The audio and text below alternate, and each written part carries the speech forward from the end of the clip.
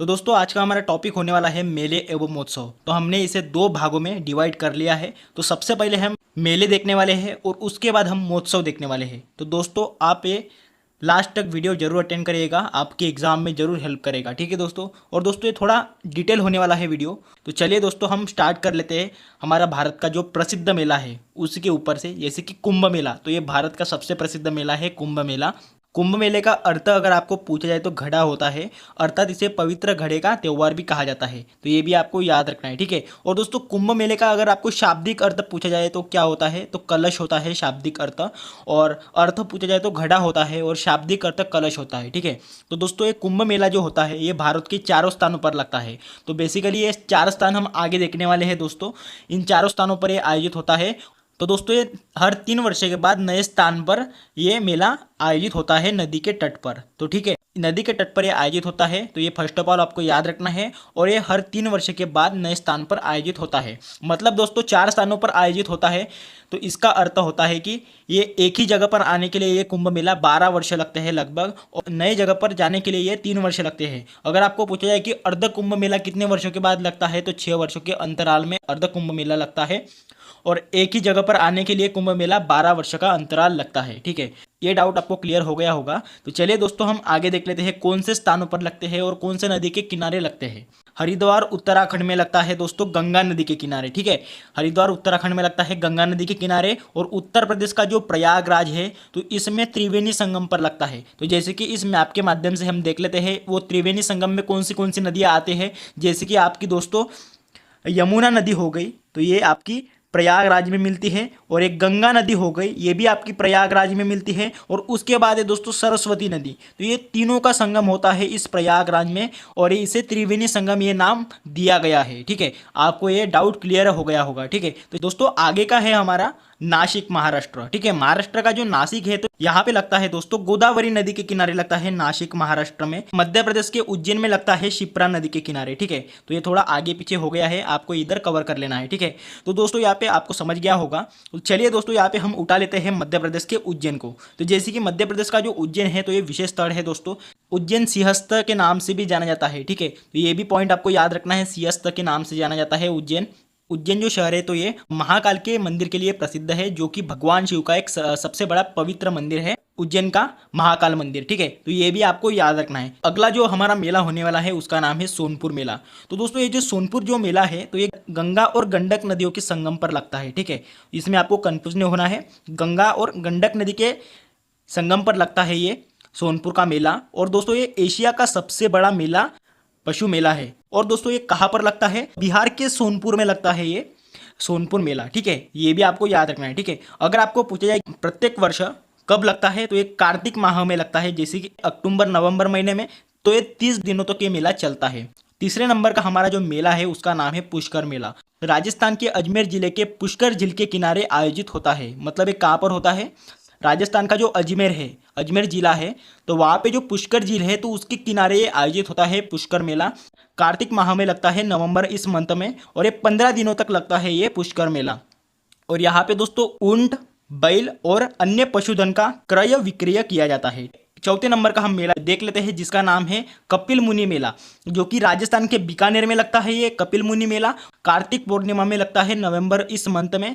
और ये जो मेला है कपिल मुनि मेला तो ये दीपदान के लिए प्रसिद्ध मेला है। तो ये भी आपको याद रखना है। ठीक है दोस्तों, ये जो कपिल मुनि मेला है तो ये बीकानेर जिले का सबसे बड़ा मेला है। और यह मेला बीकानेर के कोलायत झील के किनारे आयोजित होता है। ठीक है, जो बीकानेर में जो कोलायत नाम की जो झील है तो उसके किनारे आयोजित होता है कपिल मुनि मेला। तो चलिए दोस्तों अगला मेला देख लेते हैं जिसका नाम है अंबुबाची मेला। तो ये जो मेला है ये असम के गुवाहाटी में स्थित कामाख्या मंदिर में इस मेले का आयोजन होता है। तो दोस्तों ये कामाख्या मंदिर प्रसिद्ध मंदिर है, ये भी एग्जाम में पूछा जाता है कि ये कामाख्या मंदिर कहाँ पर है। तो ये असम की गुवाहाटी में है कामाख्या मंदिर, और यहाँ पर ही दोस्तों इस मेले का आयोजन किया जाता है अंबुबाची मेले का। और दोस्तों अगर आपको पूछा जाए कि असम की राजधानी क्या है तो दिसपुर हो जाएगी असम की राजधानी। तो ये भी पॉइंट आपको याद रखना है। ठीक है, अंबुबाची मेला जो है ये आषाढ़ जून माह में 4 दिनों तक ये मेला आयोजित होता है। ठीक है, अगला जो हमारा मेला रहने वाला है जिसका नाम है गंगा सागर मेला। तो ये जो गंगा सागर मेला है ये पश्चिम बंगाल के दक्षिण परगना में गंगा नदी के किनारे यह मेला लगता है। कहाँ पर लगता है?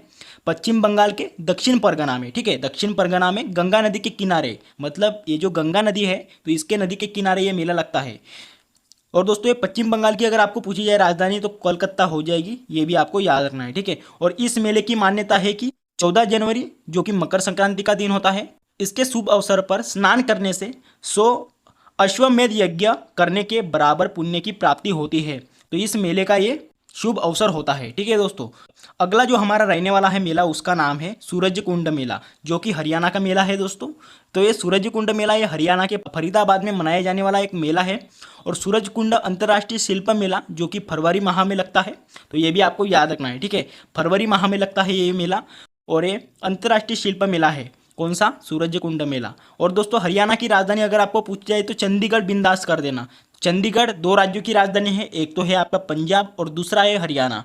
ठीक है, इस सूरज कुंड मेले में पारंपरिक लोक नृत्य होते हैं, संगीत शो होता है और यहाँ तक कि कठपुतली नाटक का भी यहाँ आयोजन किया जाता है। ठीक है, तो चलिए दोस्तों अगला मेला हम जान लेते हैं माधवपुर मेला। 8वें नंबर का मेला है ये।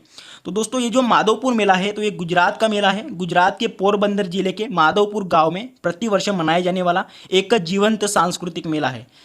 जीवंत मतलब दोस्तों अभी भी मनाया जाने वाला एक मेला है, ये सांस्कृतिक मेला है गुजरात के पोरबंदर में, जहाँ पे गांधी जी का जन्म हुआ था पोरबंदर में। तो पोरबंदर जिले के माधवपुर गांव में ये प्रतिवर्ष मनाया जाने वाला मेला है। और यह मेला भगवान कृष्ण और रुक्मिणी के विवाह का उत्सव है। ठीक है, जो हमारे भगवान कृष्ण है और रुक्मिणी जी है उसके विवाह का एक उत्सव है ये माधवपुर मेला। और ये अप्रैल के पहले सप्ताह में हर साल आयोजित होता है। मतलब अभी अप्रैल मंथ आने वाला है तो उसके पहले सप्ताह में ये माधवपुर मेला आयोजित होने वाला है। ठीक है दोस्तों, रामनवमी के उपलक्ष्य में हर साल आयोजित होने वाले सांस्कृतिक मेले का आयोजन किया जाता है यहाँ पे, तो ये भी आपको याद रखना है। ठीक है, अगला मेला है हमारा 9वें नंबर का जोनबिल मेला। तो दोस्तों ये जो जोनबिल मेला है तो एक सदी पुराना सांस्कृतिक मेला है जो कि भारत के असम राज्य में मनाया जाने वाला मेला है। असम राज्य में मनाया जाने वाला है। असम के कहाँ पर? असम के मोरी गांव में आयोजित होने वाला ये मेला है। मतलब दोस्तों अगर आपको एग्जाम में पूछा जाता है कि जोनबिल मेला कहाँ पर लगता है, अगर आपको ऑप्शन में राज्यों के नाम दिखते हैं तो आप असम कर देना। और दोस्तों अगर आपको डिटेल में पूछा जाए कि असम के कहाँ पर लगता है तो मोरी गांव में आयोजित होता है ये वाला मेला। और जोनीबल मेला एक ऐसा बाजार है जहाँ सामान बेचना नहीं जाता है बल्कि सिर्फ आदान प्रदान किया जाता है। ठीक है, तो इस मेले में क्या किया जाता है? आदान प्रदान किया जाता है। ठीक है, अपनी वस्तु दो और दूसरों की वस्तु लो, तो इसमें ये वाला किया जाता है दोस्तों जोनबिल मेले में। इस वाली मेले में होता है दोस्तों सदियों पुरानी वस्तु विनिमय व्यापार प्रणाली अपनाई जाती है इस जोनबिल मेले में। तो ये असमीय कैलेंडर के माघ यानी मध्य जनवरी महीने में आयोजित किया जाता है। ठीक है, तो ये भी आपको याद रखना है, जैसे कि इस वाली इमेज में आप देख पा रहे होगे। ठीक है, आदान प्रदान किया जा रहा है इसमें। तो इसके बाद हम देखने वाले हैं महोत्सव। ठीक है, तो सबसे पहला जो महोत्सव होने वाला है उसका नाम है शिमगो महोत्सव। तो ये जो शिमगो महोत्सव है ये कोंकणी भाषा में होली के त्यौहार को शिमगो कहा जाता है। ठीक है, कोंकणी भाषा में होली के त्यौहार को यहाँ पे शिमगो कहा जाता है, मतलब ये होली का त्यौहार है।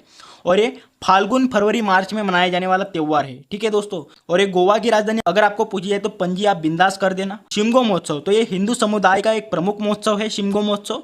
और हम बात करें यहाँ पे शिशिरोत्सव की तो ये भारतीय राज्य गोवा में मनाया जाने वाला एक बसंत महोत्सव है। ठीक है, ये शिशिरोत्सव और एक शिमगो महोत्सव, तो ये गोवा के महोत्सव आपको याद रखने हैं। ठीक है दोस्तों, तो चलिए दोस्तों अगले महोत्सव के बारे में जान लेते हैं मांडू महोत्सव। तो ये महोत्सव मध्य प्रदेश के मांडू शहर में मनाया जाने वाला एक महोत्सव है। कहाँ पर? मध्य प्रदेश में। और मध्य प्रदेश की आपको राजधानी पूछी जाए तो भोपाल कर देना बिंदास दोस्तों। ठीक है, और इस महोत्सव का उद्देश्य क्या है? मांडू शहर की मिश्रित ऐतिहासिक धरोहरों को संस्कृति को आधुनिक जीवंतता प्रदान करना है। चलिए दोस्तों अगले महोत्सव की बात करते हैं जिसका नाम है निमाड़ी मिर्च महोत्सव। तो ये एक मिर्च महोत्सव है दोस्तों, मतलब चिली महोत्सव। ठीक है दोस्तों, तो इस महोत्सव का आयोजन मध्य प्रदेश के खैरगौन जिले के कसरवाद में किया जाता है। कहाँ पर किया जाता है? मध्य प्रदेश के खैरगौन जिले के कसरवाद में इसका आयोजन किया जाता है। ठीक है दोस्तों, तो दोस्तों कसरवाद में फरवरी के अंतिम सप्ताह में, फरवरी का जो अंतिम सप्ताह होता है मतलब मार्च के पहले सप्ताह में चिली फेस्टिवल यानी मिर्च महोत्सव का यहाँ पे आयोजन होता है। तो ये आपको याद रखना है, ठीक है। तो अगला महोत्सव देख लेते हैं, काला घोड़ा आर्ट्स महोत्सव, जो कि महाराष्ट्र में मनाया जाने वाला महोत्सव है। तो ये महाराष्ट्र के मुंबई में आयोजित होने वाला काला घोड़ा आर्ट्स महोत्सव प्रतिवर्ष जनवरी और फरवरी के माह में एक सप्ताह तक मनाया जाने वाला एक महोत्सव है, काला घोड़ा आर्ट्स महोत्सव, याद रखना है, ठीक है। महाराष्ट्र के मुंबई में ये आयोजित होता है, ठीक है दोस्तों। और इस महोत्सव को महाराष्ट्र के एक ऐसी जगह पर आयोजित किया जाता है जहां काले घोड़े की मूर्ति लगी है। अगला महोत्सव देख लेते हैं जिसका नाम है थाईपुसम महोत्सव। तो ये थाईपुसम महोत्सव तमिलनाडु का महोत्सव है। तो ये तमिलनाडु राज्य के तमिल समुदाय द्वारा ये मनाया जाता है, ये थाईपुसम महोत्सव। और इस महोत्सव में भगवान मुरुगन की पूजा की जाती है। मतलब किसकी पूजा की जाती है? भगवान मुरुगन की यहाँ पे पूजा की जाती है थाईपुसम महोत्सव में। और यह महोत्सव प्रतिवर्ष जनवरी और फरवरी को मनाया जाता है, ठीक है।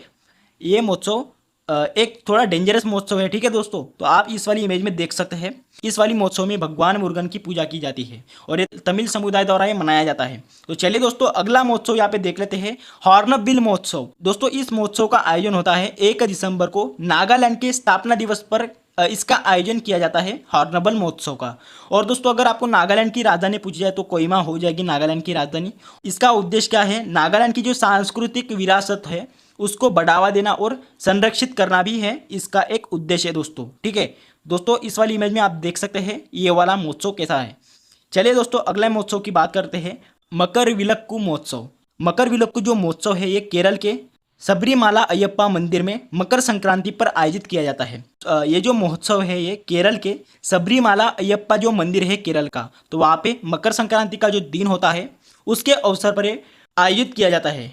ये वाला जो महोत्सव है ये एक वार्षिक महोत्सव भी है दोस्तों। इस दिन क्या होता है, भगवान अयप्पा की केरल सहित पूरे दक्षिण भारत में विशेष पूजा अर्चना की जाती है, ठीक है। किसकी? भगवान अयप्पा जी की। अगला महोत्सव देख लेते हैं, वांचुआ महोत्सव, जो कि वांचुआ महोत्सव असम का महोत्सव है दोस्तों। और ये असम राज्य में तिवा जनजाति द्वारा अपनी अच्छी फसल की कामना के लिए इस महोत्सव को मनाते हैं, ठीक है। मतलब एक फसल महोत्सव है दोस्तों और ये तिवा जनजाति ये महोत्सव मनाती है, आपको ये भी याद रखना है, ठीक है। अपनी अच्छी फसल की कामना के लिए ये महोत्सव किया जाता है, वांचुआ महोत्सव। और ये अगस्त इस महीने में होता है ये महोत्सव। और असम की राजधानी पूछी जाए तो दिसपुर कर देना, ठीक है।